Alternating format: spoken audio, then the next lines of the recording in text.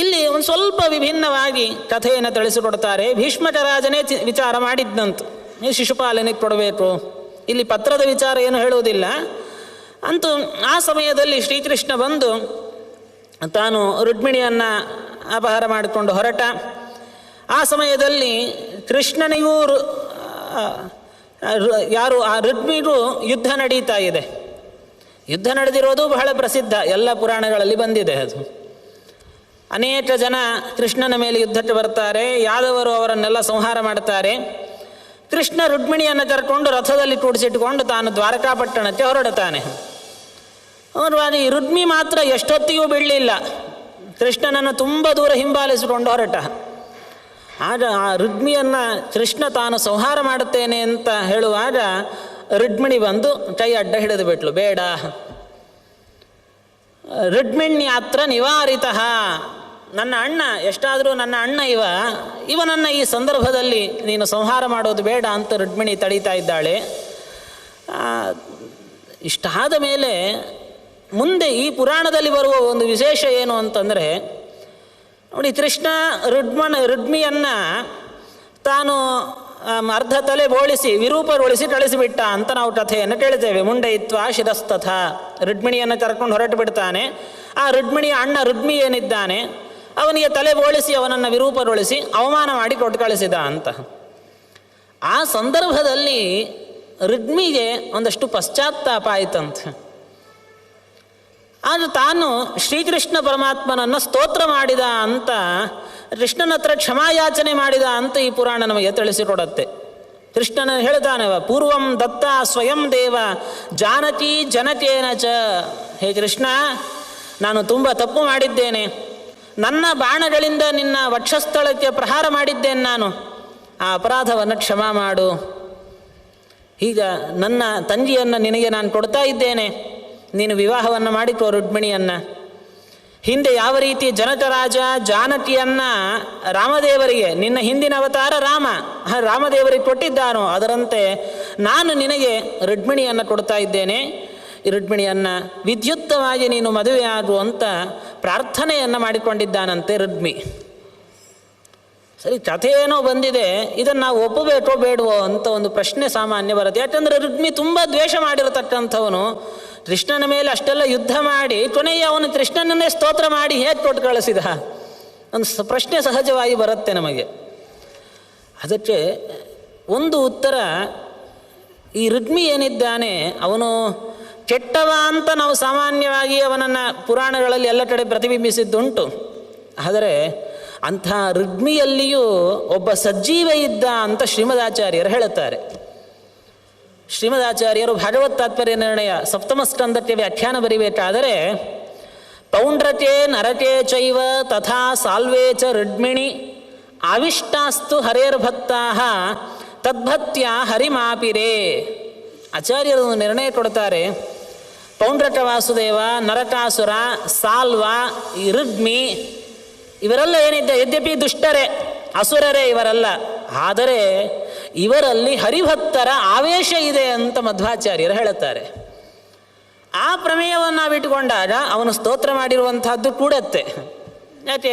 ಹರಿಭಕ್ತರ ಆವೇಶ ಅಧಿಕವಾದಾಗ ಮೊದಲು ಆಸುರಿ ಪ್ರವೃತ್ತಿಯಿಂದ ವಿರೋಧ ಮಾಡಿದರು, ನಂತರ ಹರಿಭಕ್ತರು ಒಳಗಡೆ ಇರೋದರಿಂದ, ಒಂದು ರೀತಿ ಜೀವದ್ವಯಾವೇಶ ಇದ್ದ ಹಾಗೆ ಹರಿಭಕ್ತರು ಒಳಗಡೆ ಇರೋದರಿಂದ ದೇವರನ್ನು ಸ್ತೋತ್ರ ಮಾಡಿ ತನ್ನ ತಂಗಿಯನ್ನು ಒಪ್ಪಿಸುವಂತಹದ್ದು ಇದು ಯುಕ್ತವೇ ಆಗಿದೆ. ಹೀಗೆ ನಮಗೆ ಇಲ್ಲಿ ಕಥೆಯನ್ನು ತಿಳಿಸಿಕೊಡ್ತಾರೆ. ಮುಂದೆ ಪರಮಾತ್ಮ ದ್ವಾರಕಾಪಟ್ಟಣಕ್ಕೆ ಹೋಗ್ತಾ ತಾನು ಮಧ್ಯದಲ್ಲಿ ರೇವಾ ನದಿಯ ಸಮೀಪಕ್ಕೆ ಬಂದ. ಹೌದು, ವಿದರ್ಭ ದೇಶದಿಂದ ದ್ವಾರಕ್ಕೆ ಹೋಗಬೇಕಾದ್ರೆ ಮಧ್ಯದಲ್ಲಿ ರೇವಾ ನದಿ ಬರುತ್ತೆ, ಇವತ್ತಿಯೂ ಪ್ರಸಿದ್ಧ ಅದು. ಮಧ್ಯದಲ್ಲಿ ರೇವಾ ನದಿ ತೀರಕ್ಕೆ ಬಂದು ತಾನು ಅಲ್ಲಿ ನ್ಯಾಯೇನ ಪಾಂಡವ ವಿಧಿವತ್ ಪಾಣಿಂಜಗ್ರಾಹ ಮಧುಸೂದನ, ಅಲ್ಲಿ ರುಕ್ಮಿಣಿಯ ಜೊತೆಯಲ್ಲಿ ಕೂಡಿಕೊಂಡು ಆ ತೀರ್ಥದಲ್ಲಿ ಸ್ನಾನವನ್ನು ಶ್ರೀಕೃಷ್ಣ ತಾನು ಮಾಡಿದ ಅಂತ ಹೇಳ್ತಾ ಇದ್ದಾರೆ. ಆದ್ದರಿಂದ ಅದು ರುಕ್ಮಿಣೀಶ್ವರ ಅಂತ ಪ್ರಸಿದ್ಧವಾಗ್ತಾ ಇದೆ ಆ ತೀರ್ಥ. ಮತ್ತು ಆ ತೀರ್ಥದಲ್ಲಿ ಗೋದಾನ ಮಾಡುವುದಕ್ಕೆ ಹೆಚ್ಚಿನ ಒಂದು ಪುಣ್ಯವನ್ನು ಹೇಳಿದ್ದಾರೆ. ಯಾವಂತಿ ರೋಮಾಣಿ ಭವಂತಿ ಧೇನ್ವಾಹ, ಗೋದಾನವನ್ನು ಮಾಡೋಣದರಿಂದ ಗೋವಿನ ಮೈ ಮೇಲೆ ಎಷ್ಟು ರೋಮಗಳಿರ್ತಾವೋ ಅಷ್ಟು 1000 ವರ್ಷಗಳ ಕಾಲ ನಾವು ಸ್ವರ್ಗಲೋಟದಲ್ಲಿ ವಾಸವನ್ನು ಮಾಡುತ್ತೇವೆ. ಆದ್ದರಿಂದ ಆ ಗೋದಾನವನ್ನು ದಾನಸ್ಯಾಸ್ಯ ಪ್ರಭಾವೇಣ ಲಭತೆ ಸ್ವರ್ಗಮೀಪ್ಸಿತಂ, ಗೋದಾನವನ್ನು ಆ ತೀರ್ಥದಲ್ಲಿ ಮಾಡಬೇಕು ಅಂತ ತಿಳಿಸಿಕೊಡ್ತಾ ಇದ್ದಾರೆ. ಮುಂದೆ ಮತ್ತೆ ಅನೇಕ ತೀರ್ಥಗಳ ಮಹಾತ್ಮ್ಯ ಬರುತ್ತೆ.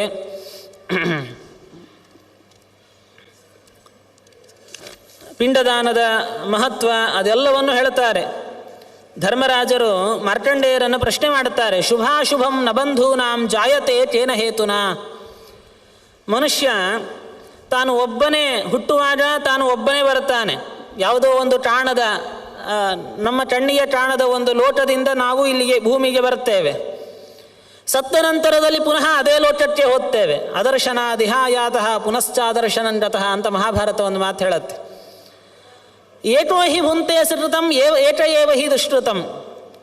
ತಾನು ಏನೇನು ಪುಣ್ಯ ಪಾಪ ಕರ್ಮಗಳನ್ನು ಮಾಡುತ್ತಾನೆ ಅದನ್ನು ಪುನಃ ತಾನೇ ಅನುಭವಿಸುವಂತಹದ್ದು. ಹೀಗೆ ಒಂದು ನಿಯಮ ಇದೆಯಲ್ಲ, ಯಾಕೆ ಈ ನಿಯಮ ಬಂತು ಅಂತ ಧರ್ಮರಾಜರು ಪ್ರಶ್ನೆ ಮಾಡುತ್ತಾರೆ. ಈ ಮನುಷ್ಯ ತಾನು ಮಾಡಿರುವಂತಹ ಪುಣ್ಯ ಪಾಪಗಳನ್ನು ಮತ್ತೊಬ್ಬರು ಯಾಕೆ ತಾನು ಅದನ್ನು ಸ್ವೀಕಾರ ಮಾಡಲಿಕ್ಕೆ ಬರೋದಿಲ್ಲ, ತಾನೇ ಯಾಕೆ ಅದನ್ನು ಉಣಬೇಕು? ಅದಕ್ಕೆ ಮಾರ್ಕಂಡೇಯರು ಹೇಳ್ತಾ, ಕಸ್ಯ ನ ಜ್ಞಾಯತೆ ರೂಪಂ ವಾಯುಭೂತಸ್ಯ ದೇಹಿನಃ. ಹೌದು, ಜೀವ ತಾನು ಏನು ಅನೇಕ ಜನ್ಮಗಳನ್ನು ಸ್ವೀಕಾರ ಮಾಡಿ ಬರ್ತಾ ಇರ್ತಾನೆ, ಅದರಲ್ಲಿ ಒಂದೊಂದು ಜನ್ಮದಲ್ಲಿಯೂ ತನ್ನ ಎಲ್ಲ ಪರಿವಾರ ಅದು ಬೇರೆಯೇ ಇರುತ್ತೆ. ಈ ಜನ್ಮದಲ್ಲಿ ಯಾರೋ ತಂದೆ, ಯಾರೋ ತಾಯಿ, ಯಾರೋ ಮಕ್ಕಳು, ಯಾರೋ ಹೆಂಡತಿ, ಯಾರೋ ಗಂಡ.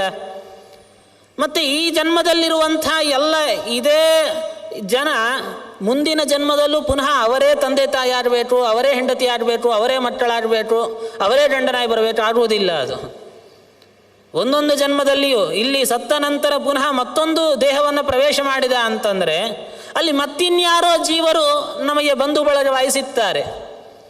ಆ ಜನ್ಮ ಕಳ್ಕೊಂಡು ಮತ್ತೊಂದು ಕಡೆ ಹೋದ ಮತ್ತಿನ್ಯಾರೋ ಬಂದಿರ್ತಾರಲ್ಲಿ. ಹಾಗಾಗಿ ತಾನು ಮಾಡಿರುವಂತಹ ಕರ್ಮಗಳನ್ನು ತನ್ನ ಪತ್ನಿಗೋ ಅಥವಾ ತನ್ನ ತಂದೆ ತಾಯಿಗೋ ಮಕ್ಕಳಿಗೆ ಯಾರಿಗೋ ಅದನ್ನು ಹಂಚಬೇಕು ಅಂತಂದರೆ ಯಾರಿಗೆ ಅಂತ ಹಂಚಲಿಕ್ಕೆ ಸಾಧ್ಯ? ಅನೇಕ ಜನ್ಮಗಳಲ್ಲಿ ಅನೇಕ ತಂದೆ ತಾಯಂದಿರು, ಅನೇಕ ಮಕ್ಕಳು, ಅನೇಕ ಬಂಧುಗಳೇ ಇರ್ತಾರೆ.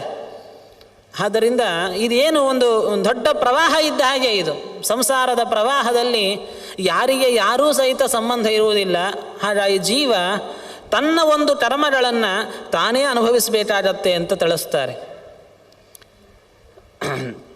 ಲೋಟೋ ನಿರಂಕುಶ ಸರ್ವ ಮರ್ಯಾದಾ ಲಂಘನೇ ರತಃ. ಹಾಗಾಗಿ ನಾವು ಕರ್ಮಗಳನ್ನು ಮಾಡುವಾಗ ಈ ಎಚ್ಚರ ನಮಗಿರಬೇಕು. ಏನಾದರೂ ಕೆಟ್ಟ ಕೆಲಸಗಳನ್ನು ಮಾಡ್ತಾ ಇದ್ದೇವೆ ಅಂತಂದರೆ ನಮಗೆ ಎಚ್ಚರ ಇರಬೇಕು. ಈ ಕೆಟ್ಟ ಕೆಲಸದ ಫಲವನ್ನು ನಾನೇ ಮುಂದೆ ಒಂದು ದಿವಸ ಅನುಭವಿಸಬೇಕು. ಈ ಕರ್ಮ ಅನ್ನುವಂಥದ್ದೇನಿದೆ ಇದು ಎಂದೂ ಸಹಿತ ನಾಶ ಆಗುವಂಥದ್ದಲ್ಲ. ಅದು ಅಂದರೆ ಕರ್ಮಕ್ಕೆ ಒಂದು ಎಕ್ಸ್ಪೈರಿ ಡೇಟ್ ಅಂತ ಇರುವುದಿಲ್ಲ. ಅದಕ್ಕೆ ಇವತ್ತು ಒಂದು ಕೆಟ್ಟ ಕೆಲಸ ಮಾಡಿದೆ, ಇನ್ನೊಂದು 1000 ವರ್ಷ ಆಯಿತು, 1000 ವರ್ಷ ಆಗೋಯ್ತಲ್ಲ, ಆ ಕೆಟ್ಟ ಕೆಲಸ ಎಲ್ಲೋ ಹೊಟ್ಟೋಗ್ಬಿಟ್ಟಿರತ್ತೆ, ಎಲ್ಲಿ ಓಡುವುದಿಲ್ಲ. ನಮ್ಮ ಪಾಪದ ಅಕೌಂಟಲ್ಲಿ ಹಾಗೆ ಕೂತಿದೆ. ಅದು ಇನ್ನೊಂದು 1000 ಅಲ್ಲ, ಇನ್ನೊಂದು 1,00,000 ವರ್ಷ ಆದ ಮೇಲೂ ನಾನು ಇವತ್ತು ಮಾಡಿರುವ ಒಂದು ಕೆಟ್ಟ ಕೆಲಸವನ್ನು ಅದರ ಫಲವನ್ನು ಇನ್ನೊಂದು 1,00,000 ವರ್ಷ ಆಗಲಿ, ಕೋಟಿ ವರ್ಷ ಆಗಲಿ ಅದನ್ನು ನಾನೇ ಅನುಭವಿಸಬೇಕೇ ವಿನಃ ತುಂಬ ವರ್ಷ ಆಯಿತು ಅಂತ ಆ ಕರ್ಮ ಎಕ್ಸ್ಪೈರ್ ಆಗಿ ಹೋಗುವುದಿಲ್ಲ, ಅಂದರೆ ನಾಶ ಆಗೋದಿಲ್ಲ ಅದು. ಅಥವಾ ಅದನ್ನು ಮತ್ತಿನ್ಯಾರಿಗೂ ನಾನು ವರ್ಗಾವಣೆ ಮಾಡಿಬಿಡ್ತೇನೆ, ಟ್ರಾನ್ಸ್ಫರ್ ಮಾಡಲಿಕ್ಕೆ ಬರೋದಿಲ್ಲ ಕರ್ಮವನ್ನು. ನಾನು ಯಾವುದೋ ಜನ್ಮದಲ್ಲಿ ಯಾವುದೋ ಒಂದು ಪಾಪವನ್ನು ಮಾಡಿದ್ದೆ, ಆ ಪಾಪವನ್ನು ನಾನು ಈ ಜನ್ಮದಲ್ಲಿ ನನ್ನ ಯಾರೋ ಬಂಧು ಬಳಗಕ್ಕೆ ಅಥವಾ ನನ್ನ ಮಿತ್ರರಿಗೆ ಆ ಪಾಪವನ್ನು ನಾನು ಶೇರ್ ಕೊಡ್ತೇನೆ, ಆಗುವುದಿಲ್ಲ ಅಂತ ಹೇಳ್ತಾರೆ. ಅದು ಎಷ್ಟೇ ಜನ್ಮಗಳನ್ನು ತಾಳಿ ಏನೇ ಇರಲಿ ಪುನಃ ನಾವೇ ಅನುಭವಿಸಬೇಕು. ಹಾಗಾಗಿ ಪಾಪ ಮಾಡುವಾಗಲೇ ಈ ಎಚ್ಚರ ನಮಗಿರಬೇಕು ಅಂತ ವ್ಯಾಸರು ತಿಳಿಸ್ತಾರೆ. ಲೋಟೋ ನಿರಂಕುಶ ಸರ್ವ, ನಿರಂಕುಶ ಪ್ರವೃತ್ತಿ. ಯಾರು ಕೇಳೋರು? ಈ ತರಹದ ಒಂದು ಆಸುರಿ ಭಾವನೆಯಿಂದ ಮನುಷ್ಯರೇನು ಪಾಪಕರ್ಮಗಳನ್ನು ಮಾಡುತ್ತಾರೆ, ಅದರ ಫಲವನ್ನು ಒಂದು ದಿವಸ ಅನುಭವಿಸಬೇಕಾಗತ್ತೆ. ಶಾಸ್ತ್ರದ ಮರ್ಯಾದೆಯನ್ನು ಮೀರಿ ನಾನಾ ರೀತಿಯಲ್ಲಿ ದುಷ್ಟಕರ್ಮಗಳನ್ನು ಮಾಡಿದರೆ ಅದಕ್ಕೆ ನಾವು ಮುಂದೆ ಒಂದು ದಿವಸ ದುಃಖ ಪಡಬೇಕಾಗತ್ತೆ.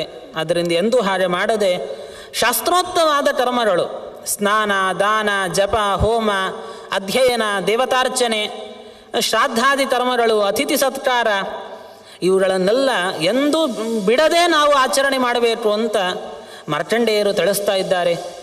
ಧರ್ಮಂ ಸಮಾಚರನ್ ನಿತ್ಯಂ ಪಾಪಾಂಶೇನ ನಲಿಪ್ಯತೆ. ಮನುಷ್ಯ ಪ್ರತಿನಿತ್ಯವೂ ಧರ್ಮಾಚರಣೆಯನ್ನು ಮಾಡಬೇಕು. ವೇದಗಳಲ್ಲಿ ಪುರಾಣಗಳಲ್ಲಿ ಹೇಳಿರುವಂತಹ ಧರ್ಮಾಚರಣೆ ಏನಿದೆ ಅದನ್ನು ಮನಸಾಪಿ ನಲಂಘಯೇತ್ ಅಂತಾರೆ. ಅದನ್ನು ಬಿಡೋದಲ್ಲಂತೆ, ಮನಸ್ಸಿನಲ್ಲಿಯೂ ನೀನು ಆ ಶಾಸ್ತ್ರ ಹೇಳಿರುವ ಧರ್ಮವನ್ನು ಮೀರಬೇಡ ನೀನು. ಅಂದರೆ ಪ್ರತ್ಯಕ್ಷವಾಗಿ ನಾವು ಅದನ್ನು ಮೀರುವುದು ಬೇರೆ, ಮನಸಾಪಿ ನಲಂಘಯೇತ್, ಮನಸ್ಸಿನಲ್ಲಿಯೂ ದುಷ್ಟಕರ್ಮವನ್ನು ನಾನು ಮಾಡ್ತೇನೆ ನೀನು ಸಂಕಲ್ಪ ಮಾಡಬೇಡ ಅಂತ ಹೇಳ್ತಾರೆ ಶಾಸ್ತ್ರಚಾರ್ಯ. ಯಾಕೆಂದರೆ ಮನಸ್ಸಿನಲ್ಲಿ ನಾವು ಕೆಟ್ಟ ಕೆಲಸ ಮಾಡ್ತೇನೆ ಅಂತ ಅಂದ್ಕೊಂಡ್ರು ಅದಕ್ಕೂ ಪಾಪ ಇದೆ. ಅದಕ್ಕೋಸ್ಕರ ಮನಸಾಪಿ ನಲಂಘಯೇತ್ ಇಹ ಲೋಕೆ ಪರೇಚೈವ ಯದೀಚ್ಛೇತ್ ಶ್ರೇಯ ಆತ್ಮನಃ.